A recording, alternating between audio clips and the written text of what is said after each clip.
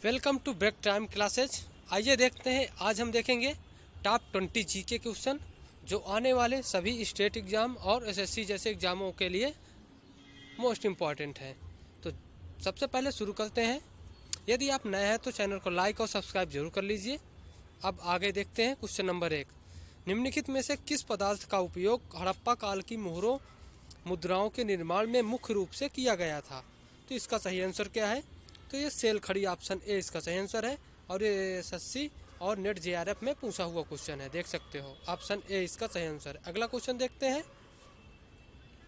भारतीय संविधान के किस अनुच्छेद के अंतर्गत भाषण एवं अभिव्यक्ति की स्वतंत्रता के अधिकार की गारंटी दी गई है? तो इसका सही आंसर क्या है? तो इसका सही आंसर है ऑप्शन ए, अनुच्छेद 19 के अंतर्गत विचार एवं अभिव्यक्ति की स्वतंत्रता दी गई है। अगला क्वेश्चन देख लेते हैं। भारत में हरित क्रांति किस क्षेत्र में सर्वाधिक सफल रही है? तो भारत में हरित क्रांति सबसे अधिक किस में रही है? तो ये गेहूं और चावल में रही है। दोस्तों याद रखिएगा, ऑप्शन बी इसका सही आंसर है, गेहूं और चावल में। जबकि हरित क्रांति को कब प्रारंभ किया गया था भारत में? तो याद रखिएगा 1966 और 1967 में हरित क्रांति लाई गई थी। और इसको किसने लाया था? तो स्वामीनाथन ने। यह भी याद रखिएगा, स्वामीनाथन ने हरित क्रांति को भारत में लाया था। अगला क्वेश्चन देखते हैं। भारतीयों को वर्ष 1947 में सार्वभौम सत्ता सौंपने की योजना निम्न में से किस नाम से जानी जाती है? तो इसका सही आंसर क्या है? यह माउंटबेटन योजना, ऑप्शन सी इसका सही आंसर है। माउंटबेटन ने भारत में सार्वभौमिक सत्ता सौंपने की योजना लाई थी, तो इसलिए उनके नाम पर माउंटबेटन योजना इसे रख दिया गया, ऑप्शन सी। अगला क्वेश्चन देख लेते हैं। सौर प्रणाली की खोज किसने की थी?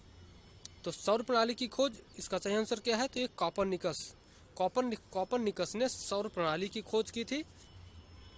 जबकि यदि ग्रहों संबंधित 3 नियम किसने प्रतिपादित किया था? तो ग्रहों से संबंधित 3 नियम को केपलर ने प्रतिपादित किया था, यह भी याद रखिएगा। वहीं दूरबीन की खोज तो गैलीलियो ने दूरबीन की खोज की थी। इस प्रकार से इस सौर प्रणाली की खोज कॉपरनिकस ने की थी। अगला क्वेश्चन देखते हैं। भारतीय संविधान के किस अनुच्छेद में प्रेस की स्वतंत्रता दी गई है?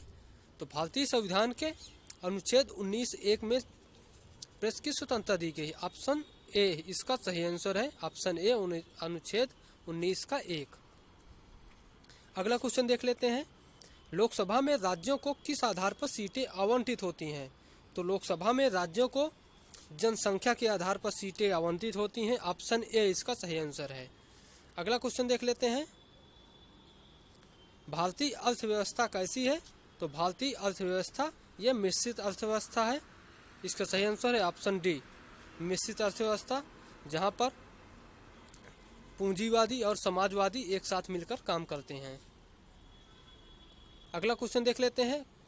अल्पकालीन सरकारी प्रतिभूति पत्र को क्या कहा जाता है? तो अल्पकालीन सरकारी प्रतिभूति पत्र को ट्रेजरी बिल कहा जाता है, ऑप्शन डी इसका सही आंसर है, ट्रेजरी बिल। अगला क्वेश्चन देख लेते हैं। निम्न में से कौन सा विश्व का सबसे ऊंचा ज्वालामुखी पर्वत है? तो विश्व का सबसे ऊंचा ज्वालामुखी पर्वत कौन है?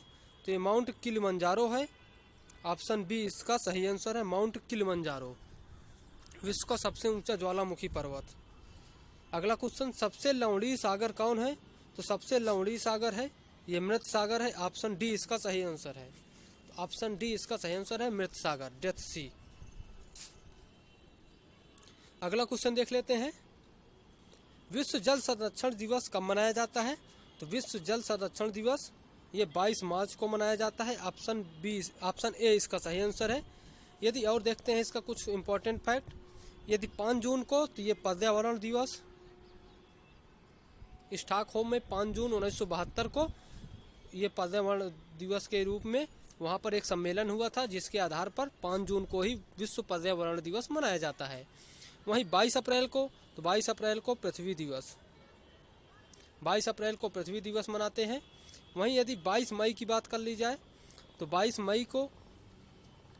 मई को हम जैव विविधता दिवस, बायोडाइवर्सिटी डे मनाते हैं। अगला क्वेश्चन देख लेते हैं। निम्नलिखित में से किसने सम को हिंदुस्तान का तोता कहा? तो किसने हिंदुस्तान को तोता कहा था? तो ये अमीर खुसरो, ऑप्शन सी इसका सही आंसर है।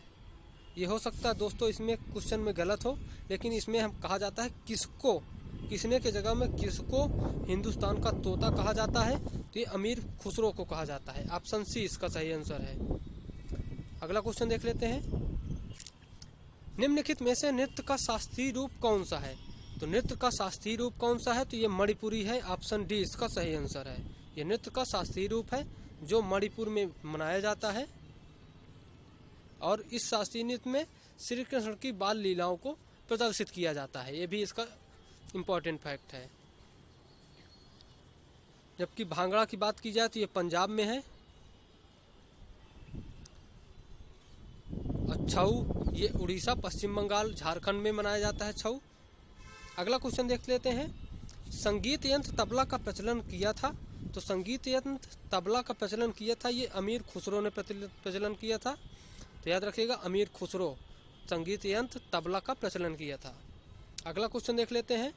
किसके शासन काल में अजंता की गुफाएं निर्मित की गई? तो अजंता की गुफाएं ये गुप्त शासन काल में अजंता की गुफाएं निर्मित की गई थी।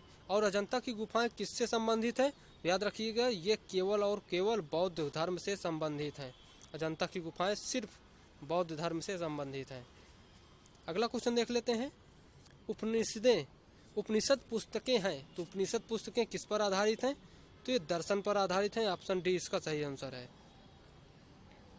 अगला क्वेश्चन देख लेते हैं। जगन्नाथ मंदिर किस राज्य में स्थित है? तो जगन्नाथ मंदिर ये उड़ीसा राज्य में स्थित है। ऑप्शन सी इसका सही आंसर है, उड़ीसा।